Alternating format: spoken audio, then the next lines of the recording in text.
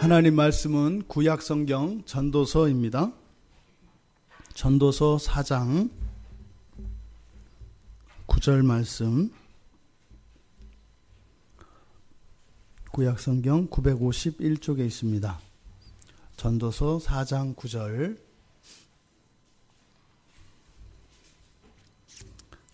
우리 같이 한 목소리로 함께 읽겠습니다. 두 사람이 한 사람보다 나음은 그들이 수고함으로 좋은 상을 얻을 것임이라. 아멘. 잠시 기도하겠습니다. 진리의 영이신 성령님, 이 시간 저희들의 마음을 주장하여 주시고 진리로 저희들을 새롭게 하여 주시옵소서. 그래서 진리가 주시는 참다운 깨달음으로 성령의 역사를 경험하게 하옵소서. 예수님의 이름으로 기도드리옵나이다. 아멘. 전도서 4장을 우리가 이제 오늘 살펴볼 건데요. 설교의 제목을 세상의 실체와 교회 이렇게 정했습니다. 세상의 실체와 교회. 솔로몬이 인생을 살고요. 인생을 되돌아보았을 때, 세상이 이런 거구나. 이런 거구나. 이렇게 깨달았다는 겁니다. 그런데 이 솔로몬이라고 하는 사람은 지혜의 왕으로 많이 알려져 있습니다. 그러니까요, 젊었을 때 세상에 있는 모든 박사들의 지혜를 합한 것보다 더 뛰어난 지혜가 있었다고 하거든요. 그러니까 그랬던 솔로몬이 인생에 대해서 몰랐겠습니까? 세상에 대해서 몰랐을 리가 없습니다. 그리고요, 알아도요, 가장 탁월하게 알았겠지요. 그런데 인생을 다 살고 난 뒤에 전혀 새로운 깨달음을 얻은 거예요. 뭐예요? 그것이 진리라고 믿고 그것이 세상을 지혜롭게 사는 것이라고 생각을 해서 그렇게 살았는데, 그리고 그렇게 해서 정말 세상적인 성공과 이런 부귀영화를 다 누려봤는데, 그것을 능가하는 어떤 지혜가 있더라는 거죠. 그것을 지금 써놓은 게 이 전도서입니다. 그런데 오늘 이 전도서 4장에서는 세상이 무엇인지, 그러니까 지혜의 왕이었던 솔로몬이 깨달았던 이 세상의 실체에 대한 결론을 담아놓은 겁니다. 그러니까 우리는 너무나 쉽게 얻지 않습니까? 그러니까 여러분들은 저보다도 더 쉽게 얻죠. 왜냐하면 저는 여기서 그 진리를 얻어내려고 아주 죽어라고 고생하는데, 여러분 이렇게 앉아서 하잖아요. 서서 들을까요? 이게 전도서 지금 설교를 하면서 제가 감사하면서도 후회를 얼마나 하는지 몰라요. 이거 아직 이게 내가 건드리기 어려운 거를 건드렸다. 그래서 일은 내놨고, 그래서 한 주 한 주씩 은혜로 가고 있는데, 이 전도서 4장도 참 말씀을 읽어내기가 어려운, 그러니까 아마 이 전도서 4장에 담겨 있는, 앞으로도 마찬가지겠습니다만, 그 지금 전도서에 담겨 있는, 그러니까 하여튼 이렇게 어마어마한 큰 진리와 보화가 있다는 건 알겠어요. 근데 손에 와 닿지를 않아요. 그런 면에서 여러분들께 죄송하지만 어떻게 해요? 여러분들이 저를 담임 목사로 삼으셨으니 여러분 팔자지 어떡하겠어요? 하지만 시간이 지나면 더 지금 우리가 다다르지 못한 그 진리를 우리가 볼 수 있겠다. 그 확신은 더 있는 것 같아요. 어쨌든 하나님께서 주신 오늘의 저에게, 또 우리들 상황에 맞도록 또 하나님께서 그러함에도 충분한 지혜를 주신다고 전 믿습니다. 그래서 저의 부족함이 오히려 저로 하여금 설교하게 하고 여러분 앞에 서게 하는 것은요, 제가 깨닫는, 그리고 제가 인식하고 있는 저의 부족은 성령께서 채워주실 것을 믿기 때문입니다. 저의 부족한 것을 제가 너무 잘 알아요. 그래서 어쩌면 여러분들이 인간적으로 저를 바라봤을 때 많이 실망하고 부족함을 느낄 수 있어요. 그러니까 인간적으로는 여러분 앞에 설 수 없지만, 그러한 저에게 그 부족함을 하나님이 오히려 채워주실 것을 믿기 때문에 여러분 앞에 선 것입니다. 그러니 저의 말을 듣지 마시고 하나님을 의지하시고 예수 그리스도를 믿는 믿음 안에서 성령께서 오늘 이 설교를 통하여 여러분에게 주실 그 은혜를 사모하며 우리가 말씀 속으로 들어가 보기를 원합니다. 전체 16절로 되어 있습니다. 전도서 4장은 1절에서 16절로 되어 있는데 여기에 어떤 구조가 이렇게 숨겨져 있어요. 우리가 회개한다라고 하는 말을 구약의 단어 히브리어로 그 슈브라고 합니다. 되돌아본다, 다시 한다 이런 의미거든요. 여기에 그래서 두 번의 되돌아봄이 있습니다. 두 번의 되돌아봄이. 그게 1절에 다시라는 말이에요. 내가 다시 살펴 이렇게 돼 있죠. 1절에 다시라는 말. 그리고 7절에 내가 또 다시. 그래서 전체 16절이 1절에서 6절까지 그리고 7절에서 16절까지 이렇게 두 부분으로 나뉩니다. 그런데 또 그 안에 보다, 그러니까 라라고 하는 히브리어인데요. 본다라고 하는 말은 생각한다는 의미예요. 그러니까 본다, 보다, 생각하다라고 하는 이 단어를 가지고 또 앞에 부분과 뒤에 부분을 또 둘씩 나눕니다. 그래서 4장 1절에 보니까 1절 중간에 나와 있죠. 보았도다. 그렇죠? 내가 다시 해 아래서 행하는 모든 학대를 살펴 보았도다. 이 보다라는 단어예요. 이것이 또 4절에 가면 또 나옵니다. 내가 또 본즉. 이게 보다라는 뜻이에요.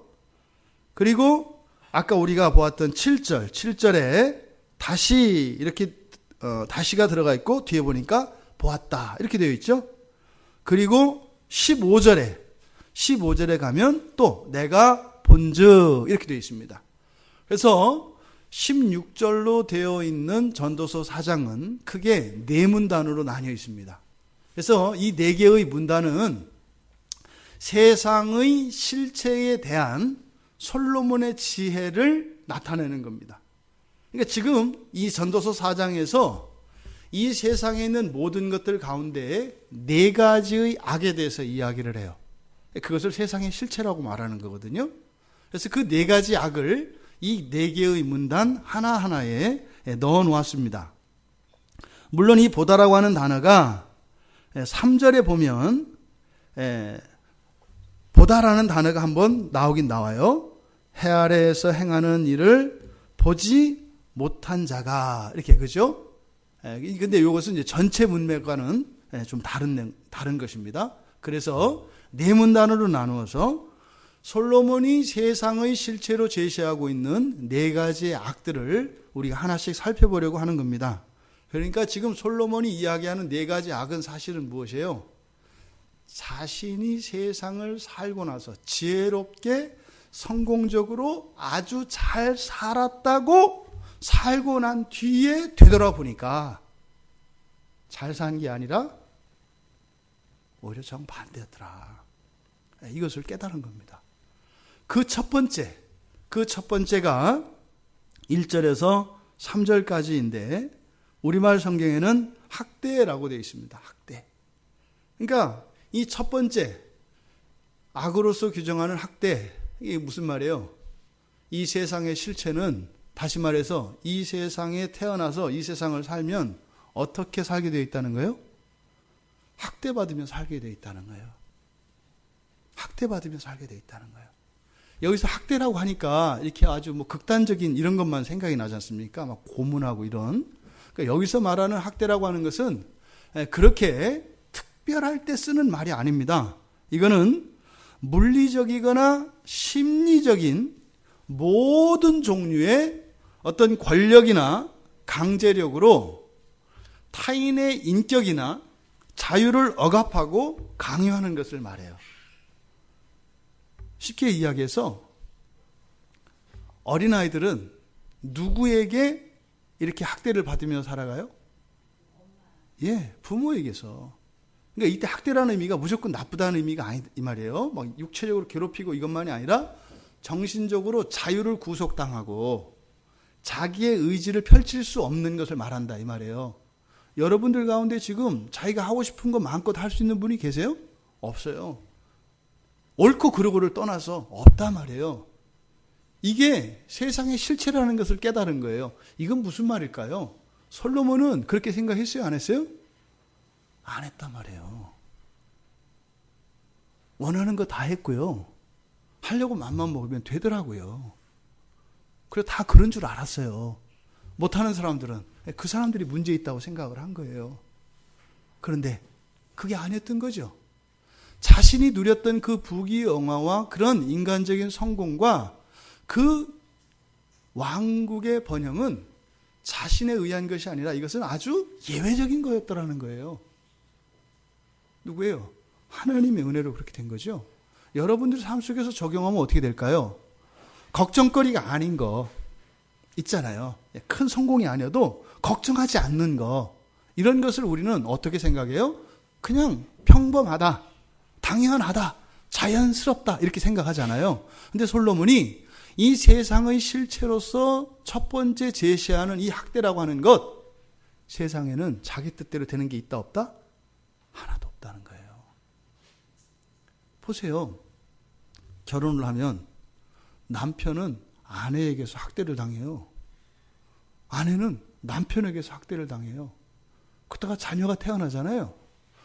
부모에게서 자녀가 학대를 당해요. 또 부모는 자녀에게서 학대를 당해요. 이상하잖아요. 이런 일들이 인생에 꽉 차 있더란 말이에요. 그런데 그것을 다 살고 난 뒤에 깨달은 거예요. 우리가 이 세상의 실체를 잘못 알고 있기 때문에 우리가 우리의 인생을 엉뚱한 방향으로 살아가는 겁니다. 그런데 이러한 학대의 목적은 뭐겠습니까? 이런 학대의 목적은 어떠한 개인이나 어떤 세력이 자기 자신의 정욕을 극대화하는 겁니다. 그러니까 내 뜻대로 하고자 하는 거다 이 말이에요. 내 뜻대로. 내 뜻대로 세상의 질서를 맞추고 내 뜻대로 내 주변에 있는 사람과 환경을 바꾸어서 자기의 원하는 정욕을 펼치려고 하는 이 수단이 바로 학대인 거죠. 이 학대의 피해는 그러니까요, 이루 말할 수 없어요. 그러니까 요즘에 우리가 잘 쓰는 용어 있잖아요. 심리학 용어. 뭐예요? 뭐 트라우마. 그렇잖아요. 트라우마. 또 옛날에 우리나라 사람들이 잘 쓰던 단어. 예, 뭐 팔자, 뭐 이런 거 있어요. 업보, 뭐 이런 거 있잖아요.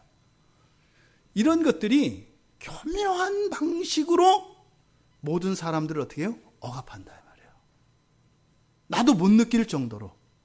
그래서 이러한 억압하는 것이 우리를 강요하고 굴복시키고 복종시키고 하는 이런 것이 이 세상의 정체더라. 근데 솔로몬은 학대에 대해서 이야기를 하면서 보라, 학대받는 자들의 눈물이로다. 그러니까 여기서 지금 눈물이라는 것은 뭐겠어요? 학대라고 하는 이 세상의 실체인 악, 이 학대 아래 살아가는 그 학대로 인해서 사람들이 겪어야 되는 모든 괴로움과 고통, 이것을 솔로몬은 어떤 단어로 나타낸 거예요? 눈물이라고 한 거예요. 눈물. 그러니까 이 눈물은 답답함도 되겠고, 어떨 때는 막 절망도 되겠고, 어떨 때는 분노와 화, 이것도 되겠고, 이것을 솔로몬이 여기서 눈물이라고 한 거예요. 그러니까 우리가 이 세상을 살면서 겪는 모든 불행과 고통과 슬픔과 이런 모든 것들의 근원적인 악이 뭐다라고 얘기하는 거예요? 학대다라고 얘기하는 거예요. 그것을 눈물이라고 합니다. 근데 우리 그 실체를 모르면은요, 그 악과 싸워야 되는데 악과 싸우는 것이 아니라 누구와 싸워요? 그것을 어떤 사람이나 내 환경이 그러한 것을 만들어낸다고 착각해서 그것을 향해서 대적하고 싸우게 돼 있어요. 그래서 이 학대가 주는 고통으로만 그렇게 고통스럽고 우리에게 아픔을 주고 불행하게 하는 그것일 뿐만 아니라 더 심한 것은 뭐냐면 이 학대의 잔인함은 학대 그 자체에도 있지만 그것으로 끝나는 게 아니라 뒤이어서 뭐라고 얘기하냐면 그들에게 위로자가 없다는 거예요. 위로자가 없다는 거예요. 인생 전체가 이렇게 억압받고 학대받는 그러한 인생을 살아갈 수밖에 없는데, 이거는요, 우리 자녀들 있잖아요. 여러분도 어른 되면 여러분 마음대로 살 것 같잖아요. 여러분들 별르는 사람들 있을 수 있어요. 저도 어렸을 때 별렀어요. 이 다음에 내가 아버지만 돼봐라. 10원짜리 동전 마음 놓고 쓴다. 어렸을 때 제가 바라던, 갖고 싶었던 게 10원짜리 동전이거든요. 엄마 아버지는 보면 맨날 있어요. 10원짜리 동전이. 그러니까 엄청 부자잖아요. 제가 부모님을 부자라고 생각했던 건 그거였어요. 맨날 동전 소리가 나고, 뭐 아버지가 이제 바지 이렇게 옷 갈아입으시고 잠옷 갈아입으신 다음에 옷 좀 걸어놔라 이렇게 하면 딱 걸 때 보면은 바지의 무게가 벌써 동전의 무게감이 확 느껴져요. 그럼 머릿속으로 그렇게 차곡차곡 쌓여있을 동전이 그 아버지 바지 주머니에 있는 동전이 막 느껴지는 거예요. 그러면서 그러는 거죠.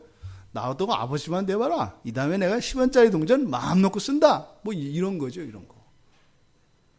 근데요, 여러분, 이 학대받으면서 살아가는 그러한 삶 속에 더 잔인하고 더 아픈 것은 뭐냐면 위로자가 없다는 거예요. 위로자가 없다는 거예요. 그렇게 학대받는데 위로자가 없다는 거예요. 그러니까 누구라도 좀 위로할 만도 한데 아무도 위로해주는 사람이 없다는 거예요. 그러니까 학대받는 이 세상의 실체와 함께 또 이 세상을 동시대를 함께 살아가는 사람들이 위로자가 되어주지 못하는 그것 때문에 이중고를 겪는다 이 말이에요. 그렇지 않아요? 여러분이 혼자 살아가면 뭐 예를 들어서 외국 같은데 아무도 한국 사람도 없고 아는 사람도 없는 데가 살면 어려워도 어떻게 해요? 그냥 어려움을 참고 살아가요.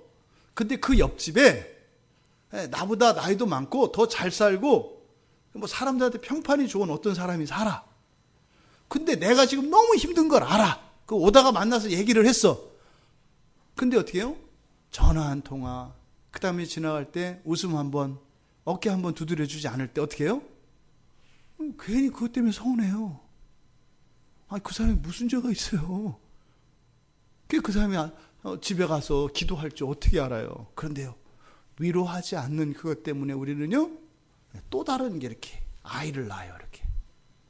그러니까 이 학대가 주는 2차적인 피해가 바로 위로자가 없다는 거예요. 이제 솔로몬이 다 느낀 거죠. 정말 이것으로 또 그치면 좋은데 뒤이어서 뭐라고 해요?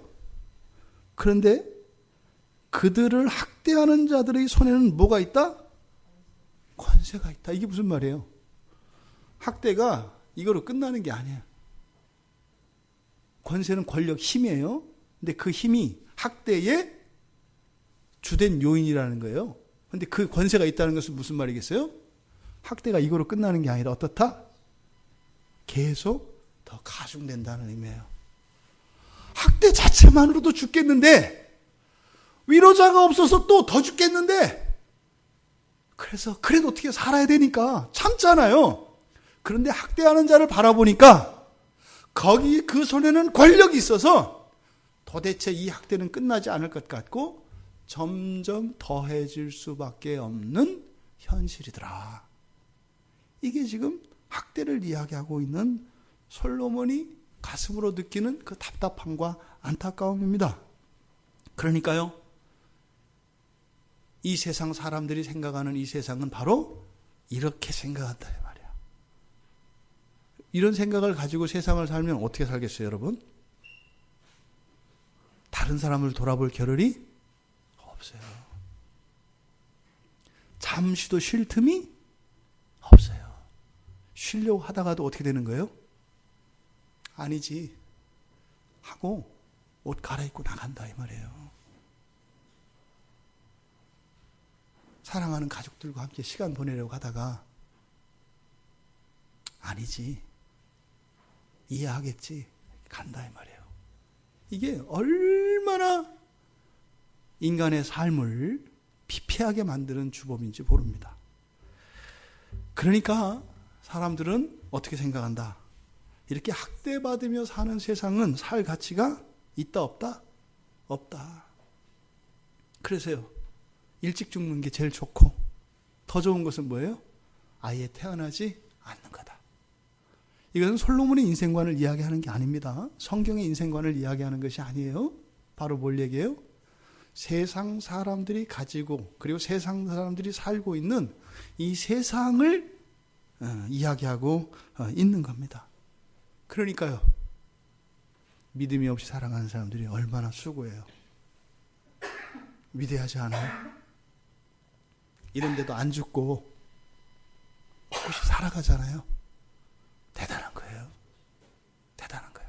그러니까 솔로몬은 두 가지를 느꼈을 것 같아요. 그냥 불쌍함만 느낀 것이 아니라 그렇게 좀 덜 떨어져 보이고 뭐 저렇게 인생을 저렇게 살까? 저런 인생을 좋다고 저렇게 살까? 그렇게 무시하고 깔봤던 사람들의 인생 자체도 대단한 거구나. 그냥 살아있다는 것 자체가 대단한 거구나. 이것을 또한 동시에 느꼈을 겁니다. 두 번째로 제시하는 이 세상의 실체, 두 번째 악은 시기심입니다. 4절에서 6절까지 4절을 보니까 사람이 모든 수고와 모든 재주로 말미암아 이웃에게 시기를 받으니, 이게 무슨 말이에요? 열심히 공부해서 1등 했더니 재수 없는 애가 됐다 이 말이에요. 열심히 일을 해서 이 세상에서 대통령이 되고 회장이 됐더니 도둑놈이 되더라 이 말이에요. 부자는 다 다른 사람들 뺏어가지고 등골 빼서 부자 된 거야. 아이고 그런 거지. 저거 봐, 저렇게 부자인데도 저렇게 열심히 일하잖아. 독한 거야. 독하지 않고 그렇게 안 되는 거야. 아니 내가 내 인생을 열심히 살았는데 그게 왜 욕먹을 이유가 돼요? 그 안에 잘못된 게 있다면 그것을 가지고 뭐라고 하는 건 상관이 없어요. 그런데요, 열심히 살았더니 그것을 가지고 사람들이 욕하더라 이 말이에요. 이게 시기심이에요. 여러분들 회사에서 안 그래요? 열심히 일을 하면은 같이 뭐 직원들이 좀 설렁설렁 놀자 그러자. 그랬을 때 지금 회사가 어려운데 그럴 수 있냐? 더 해야지. 어떻게 해요? 나가면서 이제 뭐 술안주 되고 밥반찬 되는 거예요. 질겅질겅 씹히고 채이고 던지고 너 먹어 내 먹어 이렇게 되는 거예요. 이게 세상의 정체성이라는 거예요. 여기서 말하는 이 시기심은 뭐예요? 남이 잘 되는 것을 싫어하는 마음이에요. 남이 잘 되는 걸 싫어하는 마음이에요. 또한 동시에 내가 더 잘 되고 싶은 마음이에요. 이 두 가지가 함께 있어요. 남이 나보다 더 잘 되는 것을 싫어하고 내가 남보다 더 잘 되고 싶어하는 마음, 이것이 시기심의 정체입니다. 근데 이 시기심은 동시에 열심을 일으키는 동기가 돼요. 그렇잖아요. 내가 더 남들보다 더 잘 되고 싶은 마음이 크면 어떻게 되겠어요? 열심히 하게 되는 거예요. 그래서 이 시기심이라고 하는 말은 성경에서 열심으로도 번역돼요. 그래서 하나님의 열심, 그 열심이 시기심이라는 말과 같은 거거든요. 근데 반대로 내가 더 잘 되기 위하여 어떤 노력과 수고를 하지 않을 때, 그때는 단지 무엇만 돼요? 다른 사람이 잘 되는 것을 싫어하는 시기심만 돼요. 부정적인 의미죠. 이 두 가지 측면이, 시기심에는 긍정적인 측면과 부정적인 측면이 있다 이 말이에요. 여러분들도 있어요. 누구나 다 있어요. 어떤 사람은 좋은 친구가 이렇게 옆에 있으면 선의의 경쟁을 할 수 있는 좋은 친구가 있으면 참 좋아요. 그런데 뭘 하려고 하다가 걔만 보면 하기 싫어지는 친구가 있으면 참 인생이 어려워져요. 하다가 생각나면 하기 싫어져. 왜? 내가 걔처럼 되려고 하는 것 같아가지고 야 내가 집어쳐 뭐 이렇게 간다 이 말이에요. 그러니까 이 시기심이라고 하는 게 긍정적으로 작동하기도 하고 부정적으로 작기도 합니다. 이게 순기능과 역기능이 있다 이 말이에요. 그래서 긍정적인 측면에서는 자기의 인생을 더 열심히 성실하게 가치 있게 살아가게 해요. 그래서요, 더 열심히 꾀부리지 않고 성실하게 열심히 해서 성공하고 부를 얻기도 합니다. 그런데 이렇게 일과 이러한 성공이 없이는 행복할 수 없다고 생각하는 사람들에게 이렇게 시기심이 열정을 일으키고 열심을 일으키는 동기가 되어서 오히려 인생을 더욱더 힘있게 살아가는 촉진제가 되는 것처럼 보이기도 해요. 근데 야망과 꿈이 없는 사람들, 이런 사람들은 오히려 어떻게 해요? 부정적으로 음해하고 또 자기 자신의 열심을 오히려 꺼버리는 이런 부정적인 측면도 있다 이 말이에요. 그래서 이 시기심이 부정적인 측면에서는 사람의 뼈를 썩게 한다 그래요. 잠언 14장 30절에서 뼈를 썩게 한다. 이건 어떤 경우겠어요? 자기가 더 나아지려고 하는 어떤 열정과 열심을 내지 않고 다른 사람이 더 나보다 잘 된 것, 잘 되는 것에 대해서 싫어할 때 그때 어떻게 된다고요? 내 뼈가 썩는데요. 자기가 망가지는 거예요. 자기가. 이 정도로 이 시기심의 부정적인 효과는 엄청납니다. 그래서 이렇게 일과 이런 성공을 통해서 행복을 누릴 수 있다고 생각하는 사람, 다시 말해서 이 시기심을 열심의 동기로 사용해서 그렇게 성공과 부를 획득한 사람도 있지 않습니까? 근데 그 자체에 행복이 있다고 믿기 때문에 결국에는 시기심이 동기가 되어서 하게 된 열심, 그것의 결과가 아무리 크다 하더라도 그것을 가지고 만족할 수가 없어요. 그럼 어떻게 될까요? 이 시기심은 끝없는 열심을 불러일으킵니다. 끝없는 열심을 불러일으켜요. 그러니까 어떻게 돼요? 만족을 못해요. 그러면 더. 결국에는 그 욕심에 사로잡혀서 욕심의 노예가 돼요. 우리가 열심을 내야 되는 이유는 열심을 내서 어떤 결과를 만들어내고 그 결과의 유익을 누리고자 함이거든요. 그런데 시기심에 의해서 이런 열심이 생겨나면 누리는 것은 고사하고 그것을 딱 얻게 되면 어떤다는 거예요? 또 다른 시기심이 또 다른 열심을 내게 해서 끊임없이 달리게 한다 이 말이에요. 끊임없이. 이게 시기심의 두려운 이유입니다. 그러니까요. 이게 시기심이 넘쳐서 좋은 것처럼 보이는 이게 열심의 동기가 되는 것도 사실은 나쁘고 악해요. 또 반대로 아예 이것이 다른 사람들이 잘 되는 것을 배합하고 싫어하는 부정적인 기능을 할 때 그 자체로도 자기 자신에게는 엄청난 손해가 되죠. 그래서 뒤에서 뭐라고 이야기해요? 우매자를 이야기합니다. 5절에서 뭐라고 해요? 우매자는 팔짱을 끼고 있으면서 자기의 몸만 축낸다. 이게 이제 바로 부정적인 시기심의 한 사례를 얘기하는 거죠. 다른 사람을 시기 하느라고 자기 할 일을 하지 않는다 이 말이에요. 왜요? 내가 이 할 일을 하는데 그 잘못된 것들을 지적하느라고 내 일을 할 시간이 없어. 저기는 뭐가 잘못되고 저기는 뭐가 잘못되고 뭐가 잘못되고 또 이렇게 생각도 해야 되잖아요. 그러고 그러니까 자기의 마음이 뭐 이렇게 분탕질이 되면 집중할 수 없고 일을 할 수 없어요. 그것을 여기서 뭐라고 하는 거예요? 우매자라고 한 거예요. 그러니까 시기심이 두 가지 경우를 나타낸다고요. 사람들이 이렇게 보았을 때는 열심을 내서 어떤 성공을 이루는 사람처럼 그런 지혜자와 같이 나타나는 사람도 있고 어떤 사람은 우매자와 같이 그렇게 나타낸다 이 말이에요. 그러니까 맨날 빈둥거리면서 그냥 다 잘된 사람 욕만 하는 거죠. 뭐 이렇게 잘해. 거기서 흠만 잡아내는 은사. 그 아주 정교한 은사로 그냥 그 생선을 포를 떠서 이렇게 말릴 때 그 살 속에 파묻혀 있는 구더기를 찍어내는 그 은사. 그래가지고 어떻게 그 틀린 것만 집어내가지고 그거 하나가 뭐예요? 다른 모든 장점을 다 망가뜨려버려. 그게 말이 되냐 말이에요. 근데 그게 말이 된다고 생각하는 사람들을 우매자라고 이야기한단 말이에요. 전도자는 세상을 살아가는 모든 사람들은 시기를 합니다. 그리고 시기를 또 당하기도 해요. 항상 시기를 하거나 항상 시기를 당하면서 살아갈 수밖에 없다. 이게 세상의 실체다. 이렇게 얘기한 거예요. 그래서 그 시기심 때문에 정욕에 사로잡히거나 그래서 어떻게 해요? 이 말은 무슨 말이에요? 시기심이 동기가 되어서 일으키는 열심, 위험하다 이 말이에요. 이것도. 또 반대로 그 시기심 때문에 우매자처럼 아무것도 하지 않고 팔짱 끼고 자기 살을 이렇게 갉아먹는다 지금 얘기하거든요.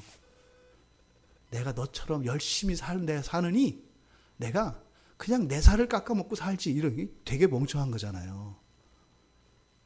그러니까 내가 싫어하는 사람이 열심히 산다고 해서 내가 열심히 안 살겠다. 이게 말이 되냐 말이죠. 근데 그런 일이 일어난다 이 말이에요. 이 두 가지 경우 모두 악하고 어리석다. 그래서 어떻게 해라? 뒤에서 이야기하는 게 두 손에 가득하고 수고하며 바람을 잡는 것보다 한 손에만 가득하고 평온함이 더 나으니라. 그러니까 이 말은 그런 거죠. 시기심에 사로잡혀서 두 손으로 죽으라고 일만 하는 것보다 한 손은 좀 쉬는 게 낫다 이 말이에요. 한 손은 좀 쉬는 게 낫다. 이렇게 충고를 합니다. 그래서 시편 37편 16절과 잠언 16장 8절에서도 의인의 적은 소득이 악인의 많은 것, 악인의 풍요보다 더 낫다 이렇게 얘기를 해요. 이 말을 우리에게 적용하면 어떻게 되는 거예요? 그리스도인의 가난이 비그리스도인의 엄청난 부보다 낫다는 거예요. 여러분 다 그런 분들이시죠? 신앙 안에서 가난한 것이 신앙을 잃고 풍요하게 사는 것보다 낫다는 거예요. 저를 얄미워하지 마시고 성경의 말씀이 그래요. 성경의 말씀이. 세 번째로 제시하는 악. 여기는 이제 본문 구조상 7절에서 12절까지인데 사실은 7절과 8절이고 9절과 12절은 사실은 이렇게 이 안에 감추어 둔 거예요. 삽입시켜 놓은 거예요. 그러니까 이 9절에서 12절은 사실은 이 4장 전체에 대한 답이 바로 9절에서부터 12절까지입니다. 그러니까 세 번째 악으로 제시한 그 세상의 실체는 7절과 8절에 있는 내용인데 여기서 말하는 것은 이기심입니다. 이기심. 8절에 내용을 보면 어떤 사람은 아들도 없고 형제도 없고 홀로 있으나 이렇게 돼 있잖아요. 그러니까 이 본문에 대해서 해석은 두 가지가 가능해요. 진짜로 부모 형제 없는 사람, 자식도 없고 형제도 없는 사람. 그런데 전체의 문맥상 그렇게 여기서 이 어떤 사람은 가족이 없는 혈육지친이 없는 그 어떤 뭐 천의 고아를 가리킨다라기보다는 자기 욕심에 눈이 멀어서 스스로를 고립시킨 사람을 말해요. 여러분들 주변에 보면 이런 사람 생각날 거예요. 처자식도 없고 뭐 친구 누구 없어. 뭐예요? 뭐지? 일 하나. 자기가 좋아하는 무엇 하나. 그거 하나에 꽂힌 사람이 있어요. 이거는 여기서 이렇게 좋은 의미만 아니에요. 나쁜 의미도 있어요. 여기서 말하는 건 막 그 일 중독자 이런 사람만을 얘기하는 게 아니에요. 그런 사람은 돈이라도 벌어다 주니까 가족들이 그래도 옷이라도 입고 하니까 괜찮아요.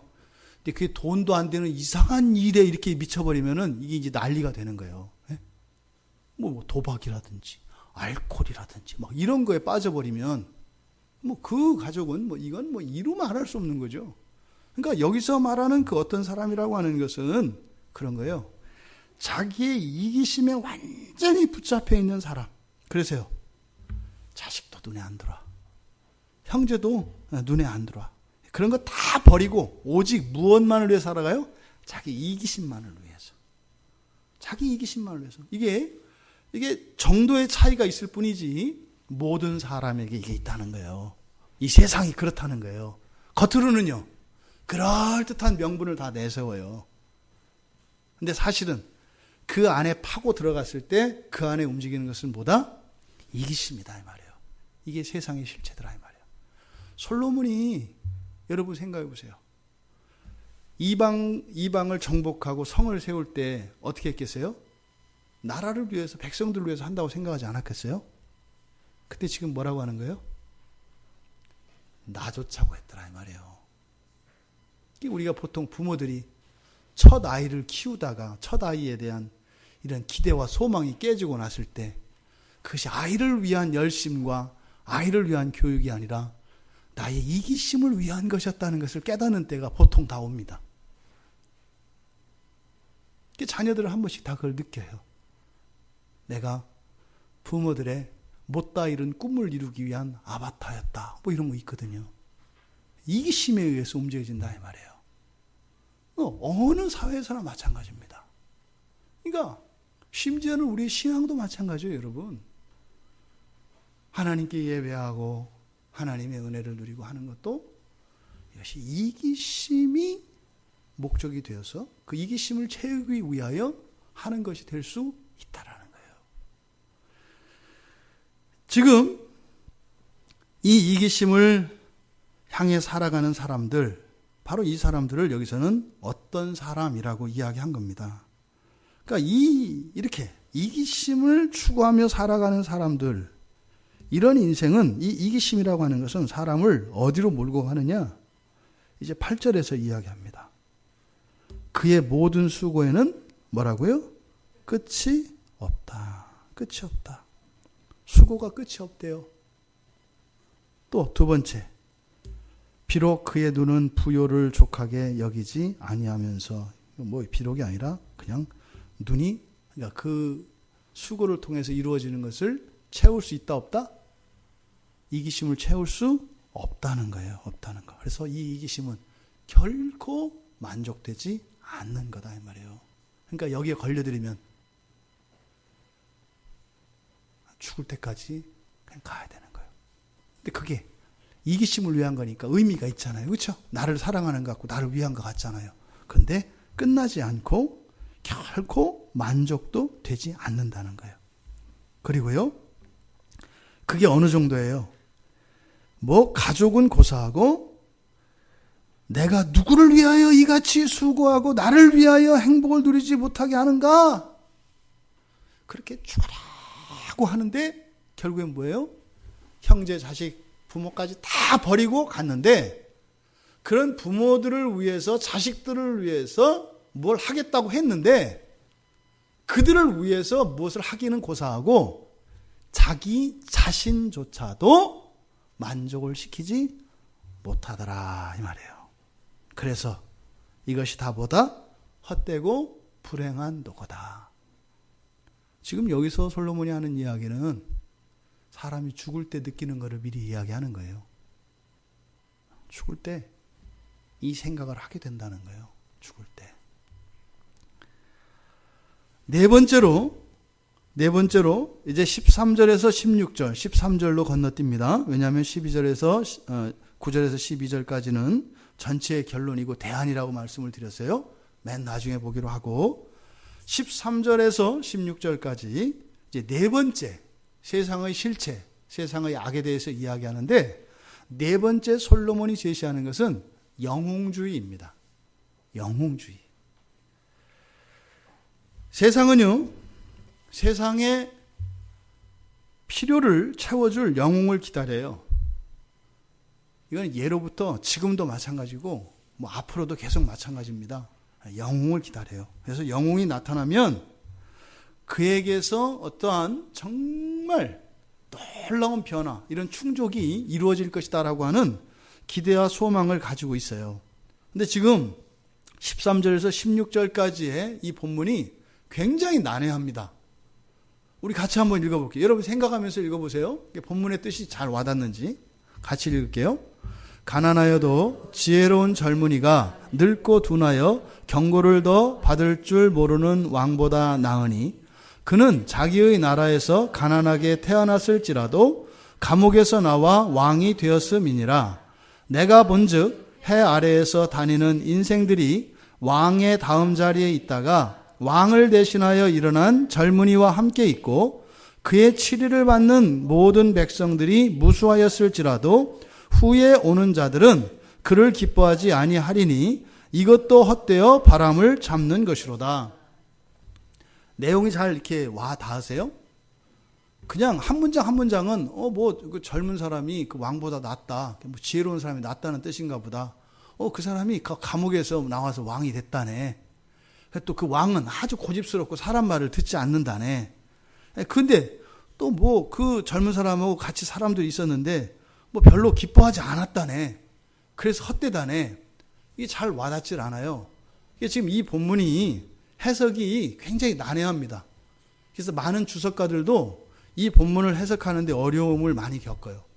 또 동사가 생략되어 있고 막 이렇게 되어 있어서 어려워요. 근데 이 전체 이 문맥 안에서 지금 이 4장이 말하고자 하는 게 뭐라 그랬어요? 세상의 실체, 이 세상의 악에 대해서 이야기한다고 했지 않습니까? 그러니까 이 문장 하나하나를 연결 짓지 않고도 지금 13절에서 16절에서 이야기하고자 하는 것은 뭐예요? 왕에 대한 이야기예요. 왕, 어떤 왕? 뛰어난 왕. 뛰어난 왕을 사람들은 바란다는 거예요. 근데 결론은 뭐예요? 그 왕도 결국에는 기쁨을 주더라 못 주더라? 못 주더라. 그래서 별거 아니다. 그러니까 그냥 단순히 말하면 영웅을 바라고 영웅이 나타나서 뭔가를 여러분들에게 채워줄 수 있을 거라고 생각을 하는데 뭐라고 얘기하는 거예요? 꿈 깨라. 이게 이미 일반 사회학에서 하여튼 이것을 엘리트주의라고 해요. 엘리트주의. 그래서 어떻게 해요? 탁월한 지도자를 키우는 것이 중요하다고 생각을 했어요. 그래서 학교 교육에서도 항상 누구를 키워요? 인재를 키웠단 말이에요. 인재를 양성했단 말이에요. 왜? 위대한 지도자를 만들기 위해서, 훌륭한 리더십을 만들기 위해서. 그렇게 하면 세상이 더 나아질 거니까. 그래서 이게 수천 년의 역사 속에서 그 영웅을 만들려고 계속 이렇게 살아왔어요. 그런데 된다 안 된다? 안 된다라고 얘기를 하는 거예요. 근데 오늘날도 그러지 않아요? 이거를 반대로 뒤집으면 여러분 이런 거 있어요. 특히 자녀들. 팔자, 환경 이런 거 많이 탓하잖아요. 우리의 부모님이 훌륭한 분이었다면 내가 더 잘 됐을 거야. 꿈 깨세요. 똑같아요. 똑같아요, 여러분. 놀라운 사실은 여러분들의 부모님 어떠한 분이었어도 지금의 여러분은 여러분이었을 거다. 왜? 여러분 인생을 여러분 부모님들이 살지 않았거든요. 또 반대로 이제 결혼하신 분들은 여러분의 배우자가 이러이러하면 난 천사가 될 거다. 꿈 깨세요. 여러분이 생각하는 그런 사람들이 오지도 않을 뿐더러 왔어도 여러분들은 지금 그만큼이에요. 달라지지 않아요. 또 뭐 부모들이 자식들한테 그러지 않아요? 내가 저 집 애들만 같으면 내가 너희들 원하는 거 다 해줄 수 있어. 꿈 깨세요. 똑같아요. 이게 우리 실생활에 적용하는 영웅주의예요. 마치 내 주변에 있는 어떤 사람이 좀 나아지면 이럴 거다. 내가 그래서 이런다. 아니라는 거예요. 세상이 영웅에 의해서 바뀌지 않듯이 여러분의 인생에 함께 동행했던 어떤 사람들이 탁월한 사람이거나 여러분이 원하는 사람이어서 여러분이 지금과 달라질 것이다라는 생각은 거짓말이라고 해요. 세상이 거짓으로 얘기하는 거예요. 그동안 뭐 했어요? 아까 시기심에서 얘기했던 것처럼 그런 걸 핑계 삼아서 내가 나를 만들어가는 일에, 내가 온전하여지는 일에 나에게 왔던 많은 기회들을 놓쳐버리는 거예요. 이게 영웅주의의 함정입니다. 근데 이 본문을 우리가 조금 복잡할 수도 있는데 한번 짚고 넘어가는 게 좋을 것 같아요. 이 본문이 지금 제가 이렇게 설명을 해드린 내용이에요. 13절에서 16절까지가. 근데 이 문장을 그대로 읽으면 그렇게 와닿지가 않아요. 그래서 왜 이게 이 문장이 이렇게 어려울까 이렇게 생각을 해보니까 15절과 16절이 그러니까 13절 14절 읽지 말고 15절 16절만 읽어보세요. 내가 본즉 해 아래서 다니는 인생들이 왕의 다음 자리에 있다. 왕을 대신하여 일어난 젊은이와 함께 있고 그의 치리를 받는 모든 백성들이 무수하였을지라도 후에 오는 자들은 그를 기뻐하지 아니하리니 이것도 헛되이 바람을 잡는 것이로다. 좀 이해가 되죠? 15절 16절은 그렇죠? 근데 13절 14절을 붙여서 이걸 하려면 이게 좀 일이 좀 헷갈려져요. 왜 이랬을까? 이렇게 보니까 우리가 말을 할 때 15절과 16절을 일부러 붙이기 이렇게 붙여놓기 위해서 13절과 14절을 빼버린 거예요. 이렇게. 그러니까 13절과 14절은 사실은 15절과 16절 사이에 들어가 있는 거예요. 근데 16절과 15절을 이렇게 15절이 있고 16절이 끝에 있는 거다 이 말이에요. 그 안에 13절, 14절 내용이 들어가요. 그러니까 막 이런저런 설명을 하다 보면 15절의 내용을 우리는 금방 까먹잖아요. 그러니까 16절하고 15절이 연결이 안 돼요. 그래서 그것을 방지하기 위해서 15절을 뒤로 보냈어요. 그리고 15절, 16절이 사실은 핵심적인 내용인 거예요. 그러면 14절, 13절은 어떻게 했느냐? 여기 이제 이거를 찾아내게 된 단서가 뭐냐면 14절에 보면은 왜냐하면이라고 하는 접속사가 있어요. 14절에. 우리 말은 없잖아요. 그죠? 그는 이렇게 돼 있잖아요. 근데 이 14절 앞에 왜냐하면이라고 하는 접속사가 원문에는 있어요. 왜냐하면 그는 뭐 이러이러했기 때문이다. 이렇게 되는 거예요. 그래서 이 본문의 내용을 가지고 이 문장을 뜯어보니까 이게 이제 보이더라 말이에요. 그래서 지금 우리말 성경에는 13, 14, 15, 16 이렇게 되어 있잖아요. 근데 논리적인 순서로는 15절이 있고 그 다음에 14절이 있고 그 다음에 13절이 있고 16절이 마지막에 있는 거예요. 그러니까 15, 14, 13 그리고 16 이렇게 되어 있는 것을 15절의 의미가 14절과 13절에 의해서 희석되지 않도록 16절과 붙여놓은 거다. 그렇게 보면 제가 설명드린 내용들이 보여요. 그리고 해석도 조금, 특히 14절, 15절 이 해석을 조금 달리해야 합니다. 15절 내가 본즉 해 아래에서 다니는 인생들 여기 15절을 제가 번역을 하면 이렇게 되어 있습니다. 내가 해 아래에서 왕을 대신한 그 젊은이의 통치를 받으며 사는 모든 사람들과 함께 생각해 보았다. 이렇게 되는 거예요. 15절이. 그러니까 왕의 통치를 받았던, 그러니까 사람들이 좋다고 영웅이라고 생각했던 그 사람, 그 젊은 왕, 젊은 사람, 그 사람의 통치를 받았던 모든 사람들과 함께 생각을 해봤다. 왜냐하면 14절이에요. 왜냐하면 그 젊은이는 감옥에서 나와서 통치하게 되었고, 그리고 지금 여기는 지금 두 사람으로 했는데 한 사람으로 해석하는 게 맞습니다. 왕궁에서 가난한 자가 되었기 때문이다. 그러니까 14절은 그 누구에 대해서 얘기하는 거예요? 젊은이를 설명하는 거예요. 근데 그 젊은이가 어땠다는 거예요? 감옥에서 나와서 통치하게 됐다. 그러니까 이거를 요셉의 이야기다라고 생각을 해요, 사람들이. 그러니까 감옥에서 나와서 왕이 됐다 이 말이에요. 감옥에서 나와서 왕이 되게 됐다. 그런데 요 뒤에 있는 내용이 이제 어려운 거였어요. 왕궁에서 가난한 자가 되었기 때문이다. 그런데 여기서는 우리말 성경에서는 어떻게 했어요? 가난하게 태어났을지라도 이렇게 돼 있잖아요. 이거 전혀 이렇게 되어 있지 않아요, 성경에. 그러니까 이게 지금 해석하기가 어려운데 이렇게 되어 있지는 않아요, 전혀. 그러니까 이것을 한 사람으로 보면 지금 뭘 얘기하고자 하는 거예요? 사람들이 어떤 한 사람을 영웅으로 보았어요. 누구예요? 감옥에 있었던 한 젊은 사람이에요. 우리도 역사 속에서 있잖아요. 감옥에 있던 사람들을 왕으로 세우고 한단 말이에요.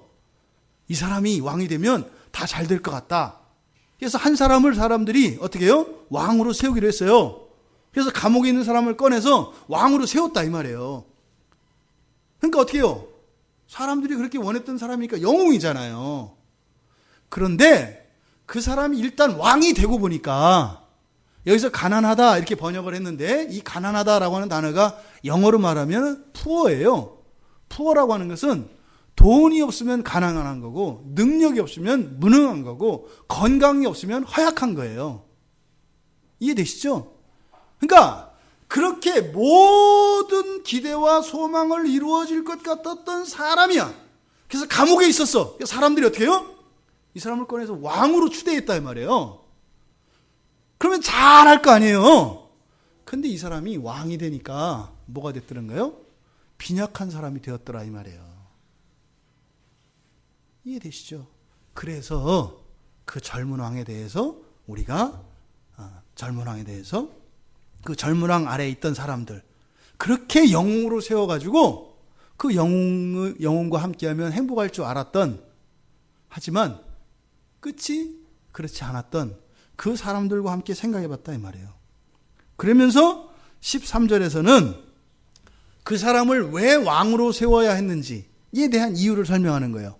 그러니까 뭐라 했어요? 가난해도 지혜로운 젊은이가 더 이상 권고를 받아들이지 않는 늙고 어리석은 왕보다 낫다. 이게 동일한 사람이에요. 차라리 그 사람을 왕으로 세우지 말고 어떻게 했더라면 그렇게 감옥에 갇혀있고 별 볼 일 없는 것 같아도 우리에게 소망을 주었던 그 젊은이 그대로 내비뒀더라면 이 사람을 왕으로 만들어 놓고 나서 이것도 소용이 없네 하는 것보다 낫더라 이 말이에요. 정치사에서 이런 일 많이 일어나요. 우리나라에 각계각층의 뛰어난 지도자들이 있어요. 그 분야에서 정말 존경받고 탁월한 분들. 이분들을 정치판으로 끌어들여요. 그럼 어떻게 돼요? 엉망진창이 돼버려요. 나중에는요. 완전히 쓰레기 잡놈이 돼가지고 내버려져요. 얼마나 귀한 인재들이 그렇게 사라지는지 몰라요. 막 법조계에서, 학계에서, 막 이런저런 거기 그 전문가들로 그냥 있으면 되는데 그 사람들을 자꾸 어떻게 해요? 영웅으로 만들려고 해요. 그렇게 해가지고 오히려 결국엔 어떻게 돼요?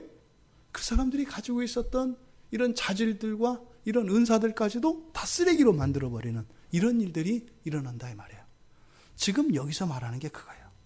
그래서 16절에 이제 결론적으로 그런 영웅을 세워서 그렇게 했을 때 그는 그에게 치리를 받던 모든 백성들 한 사람 한 사람과 그 앞에 모든 사람들에게 끝이 아니다 이렇게 돼 있어요. 되게 어려워요. 이게 해석하기가. 그러니까 한 사람 한 사람 또 모든 민족들에게 그 사람이 끝이 아니다 이 말이에요. 무슨 말이에요? 종말이 아니잖아요. 어떤 영웅이 나타나서 한 시대를 이렇게 한다 하더라도 종말은 아니다 이 말이에요. 여기서 그 종말을 따는 에스카톨로지라고 하는 70인역에서는 이 끝을 종말이라고 하는 단어를 써요. 절대 이 세상에 어떤 사람도 이 세상의 끝을 사는 사람은 없어요. 그 뒤에 어떤 일이 있어요? 또 와요, 또 다른 삶이 있다 이 말이에요. 그리고 심지어 영웅이라고 생각했던 그 사람, 감옥에 있었던 사람을 왕으로 세울 정도면 얼마나 대단한 사람이겠어요. 예? 있는 왕을 몰아내고 감옥에 있었던 사람을 왕으로 추대했으면 이 사람에 대한 사람들의 확신과 신뢰가 얼마나 컸겠냐고요. 그랬는데 어쨌다는 거예요? 한 사람도 그 사람이 왕이 돼서 통치를 할 때 한 사람도 기뻐한 사람이 없다 이 말이에요. 그러니까 차라리 그냥 감옥에서 우리에게 소망이라도 갖게 했더라면 더 좋았을 걸 이라고 솔로몬이 지금 이야기하는 겁니다. 그래서요. 어떤 영웅도 헛되고 바람을 잡는 것과 같다. 그 젊은이가 이런 사람일 줄 몰랐죠. 이럴 줄 몰랐죠. 이게 솔로몬이 그렇게 하지 말라는 거예요. 여러분, 영웅일지라도 이 세상에 있는 모든 사람에 대한 기대는 결국 실망으로 끝난다는 거예요. 결국 실망으로 끝난다는 거예요. 오히려 오직 우리의 소망은 누구밖에 없어요? 예수 그리스도 한 분밖에 없어요. 이거는 불변의 진리예요, 여러분. 맨날 한 얘기 또 하고 한 얘기 또 하니까 별거 아닌 것 같지만 없어요, 답이. 근데 우리는 어떻게 해요?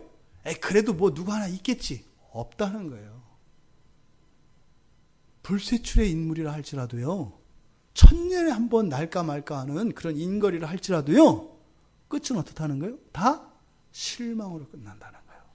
솔로몬이 지금 주는 이야기입니다. 요즘에 헐리우드에서 만들어지는 영화의 가장 큰 사상이 요거예요. 영웅주의예요. 초월적인 어떤 존재가 나타나면 어떻게 한 거예요? 외계인 다 물리치고 우리가 와하게 할 거다 이 말이에요. 에? 죽을 수밖에 없는 상황에서. 이게 헐리우드에서 세상에 퍼뜨리는 게 바로 이 영웅주의예요. 영웅주의. 요즘에는 이제 더 심각해졌어요. 이제 컴퓨터 게임이 이제 우리 청소년들에게 들어갔잖아요. 컴퓨터 게임을 하면 청소년들은 다 뭐 하고 싶어요? 영웅이 되길 원해요.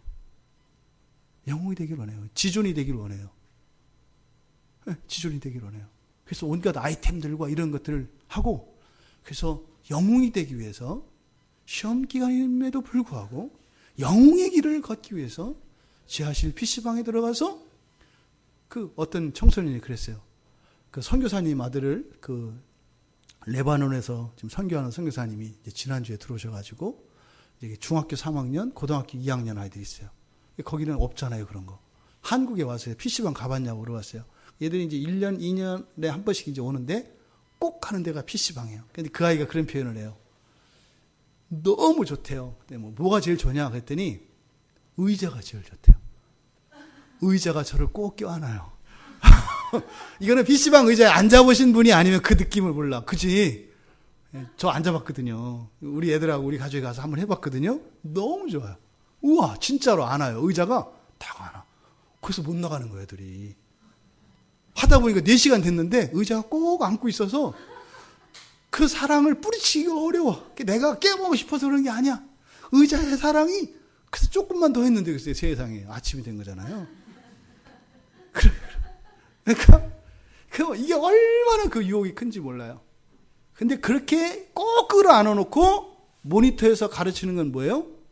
너 영웅이야 이렇게 가르쳐요. 너 영웅이야. 나오면은 이렇게 친구들이 못된 애들한테 괴롭힘 당하는 거 보고 아무 소리도 못하고 심지어는 쳐다보지도 못하고 자기가 피해를 당할까봐 슬금슬금 기어다니는 비겁한 녀석들이 그 모니터 앞에 앉으면 뭐가 돼요? 날고 날아다니는 영웅이 되잖아요. 막 그 용 같은 괴물, 거인들하고도 막 달려들어 싸우잖아요. 그러니까 어떻게 해요?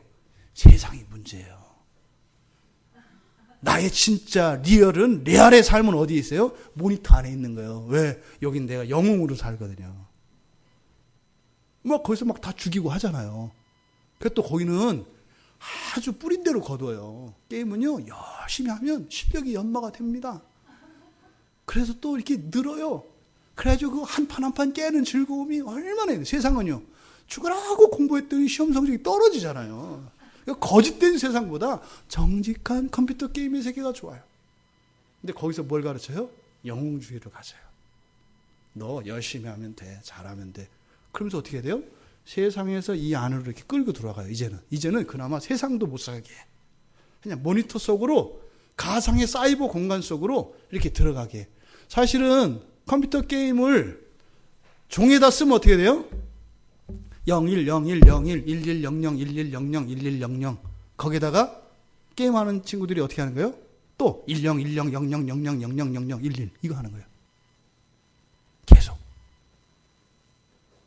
이거를 돈으로 만든 게 비트코인이라는 거예요. 이제 지금 막 투기의 대상이 되고 있는 세상을요. 1과 0이라고 하는 숫자로 이 세상을 지금 다 바꿔버리고 있어요.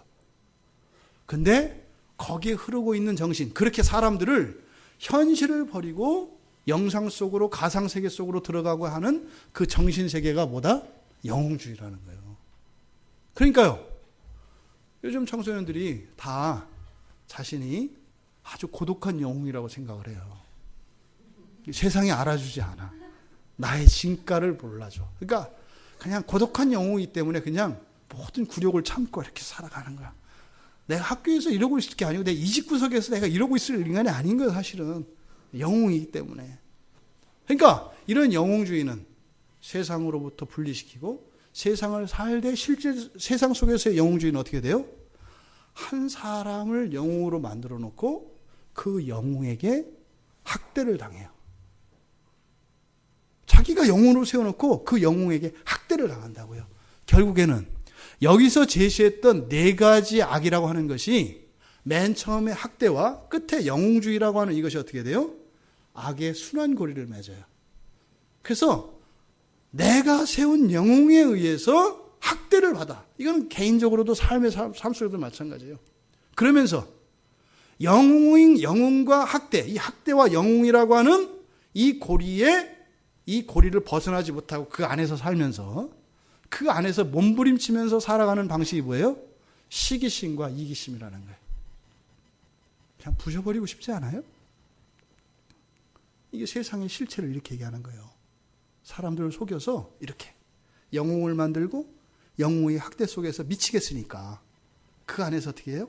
시기심과 이기심으로 잠깐의 혀끝에 물 한 방울 느끼면서 만족을 누리면서 그걸 자랑하고 살아가게 하는 것이 세상의 실체다.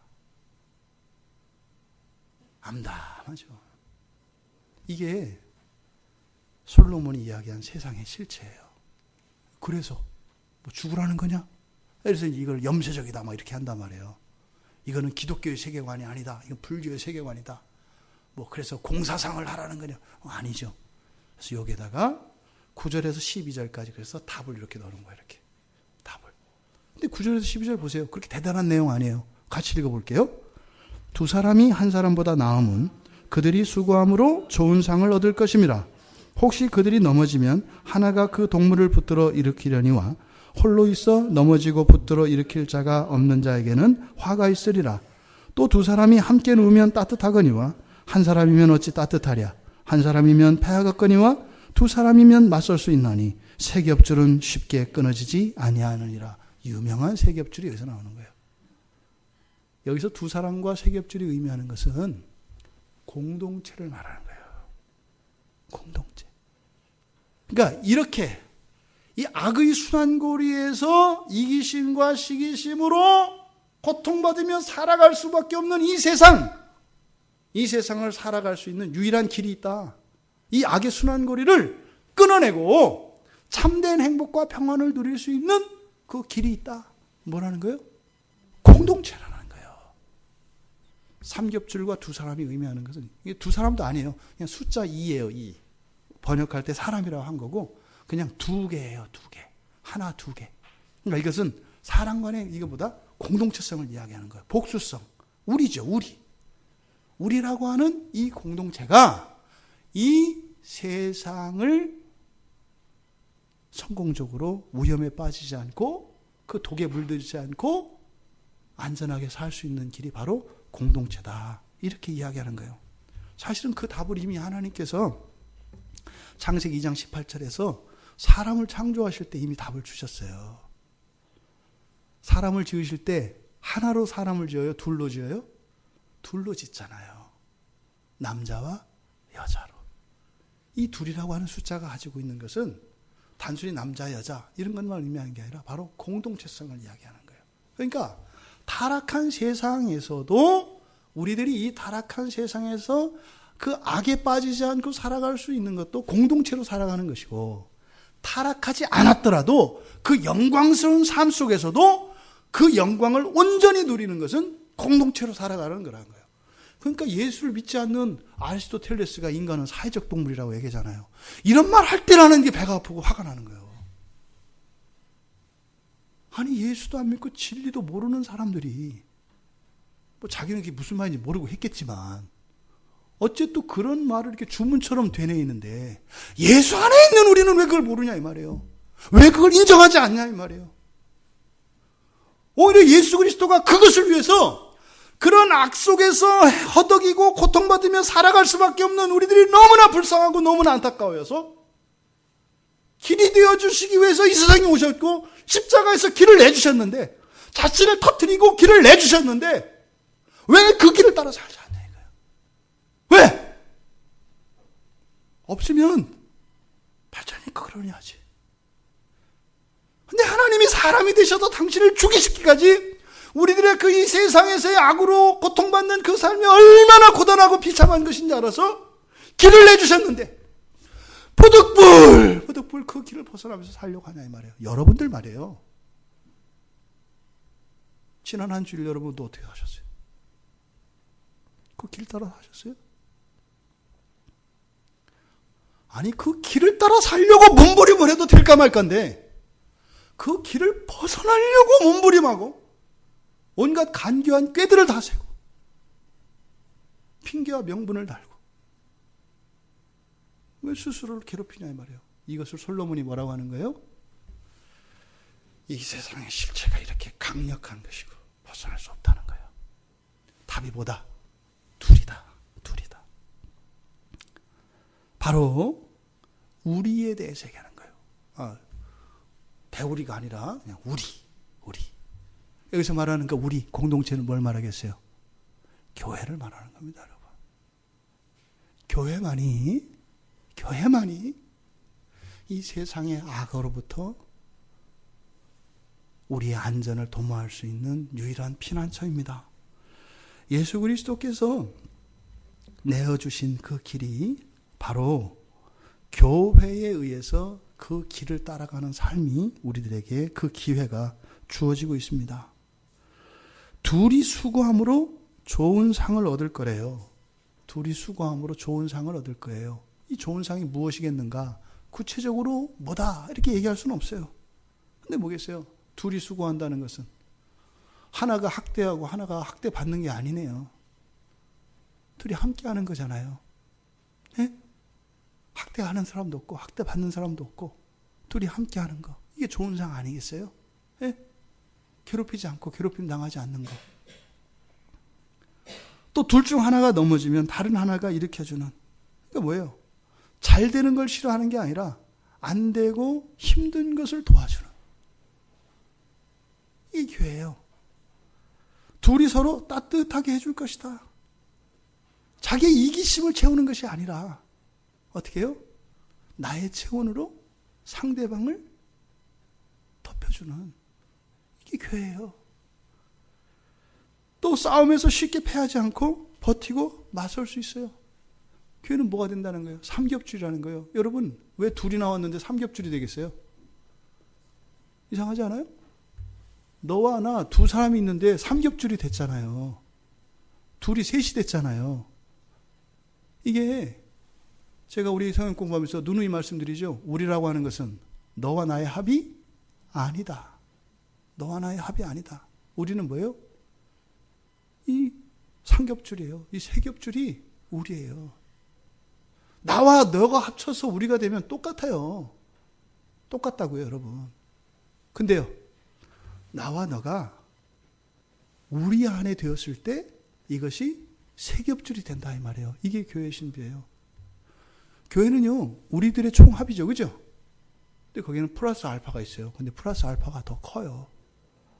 교회는 어떤 그림이다? 여러분, 교회에 대해서 여러분들이 가져야 될 여러 가지 그림이 있어요. 첫째, 교회는 그냥 재래시장이에요. 재래시장. 이렇게 질서정연하고 그 백화점이 아니에요. 교회는. 예? 딱딱딱 그 코너가 정해져 있고 뭐 길이 이렇게 나 있고 그러지 않아요. 예. 그리고 이게 평화롭고 깔끔하고 이렇게 예의 있고 그러지 않아요. 거기는 아주 인간적이에요. 땀내도 나고요. 어떤 때 뭐 침도 튀고요. 어떤 때는 머리채도 잡고요. 그러면서 어떻게 해요? 슬그머니 밀어주는 인심이 있는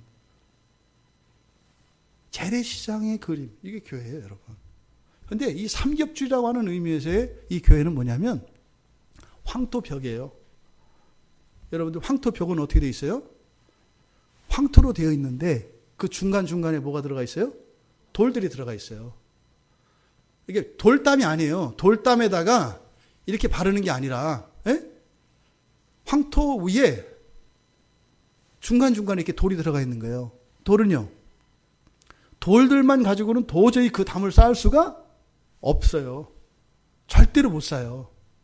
그런데요, 황토가 전체의 돌을 하나로 묶어 수백 개의 돌멩이를 하나의 커다란 대리석과 같이 만들어. 이게 황토벽이에요. 이게 교회예요, 여러분. 이게 여기서 말하는 삼겹줄인 거예요. 여러분, 교회는요, 바로 성령께서 이 교회를 장악하시고 교회가 교회되게 하세요. 그 안에 있는 돌멩이는요, 있어도 그만, 없어도 그만. 하지만 하나님은 반드시 있어야 할 것으로 그 돌들에 의해서 그 벽이 유지되는 것처럼 평가를 하세요. 착각하면 안 돼요.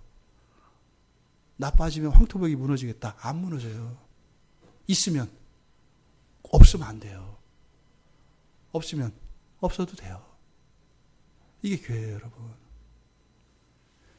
교회만이, 공동체만이 이 세상의 악으로부터 우리를 지킬 수 있는 유일한 길이라고 이야기하는 겁니다. 여러분들에게 교회는 무엇이세요? 전도자는 이 세상의 함정과 공격을 막아낼 수 있는, 그것을 이겨낼 수 있는 우리, 즉 교회에 대한 지혜를 주고 있습니다. 교회가 하나인 여러분들을 둘이 되게 합니까? 아니면 아직도 여전히 넘어지면 일으켜줄 사람 없는, 하나도 없는 그런 하나로 살고 있습니까? 학대와 시기심, 그리고 이기심과 영웅주의의 감옥에서 갇혀 지내왔다면 이제부터는 벗어나야 합니다. 솔로몬의 지혜를 통해서 우리는 벗어날 수 있습니다. 교회만이 이 세상의 속임에서 벗어날 수 있는 유일한 길인 것을 오늘 성경은 교훈합니다. 여러분, 앞서 말씀드린 것처럼 주님께서 이 세상에서 오신 목적이 바로 우리들에게 길을 내어주시기 위한 것이에요. 그 길을 따라가는 것이 교회고요. 교회는 그 길을 따라가는 게 교회입니다. 제3의 길을 만들어내는 게 교회가 아니에요. 주님 가신 그 길, 주님 가르쳐 주신 그 길만을 고수하며 가는 것이 교회예요. 왜요? 거기에만 안전하기 때문에 그래요. 그래서 우리는 교회 안에 머물며 교회와 함께 살아가야 합니다. 그래서 교회와 함께 이 세상에 그 악의 순환 고리를 끊어내고 주님이 주시는 그 구원의 평강과 축복을 누리는 우리 모두가 되기를 주님의 이름으로 축원합니다.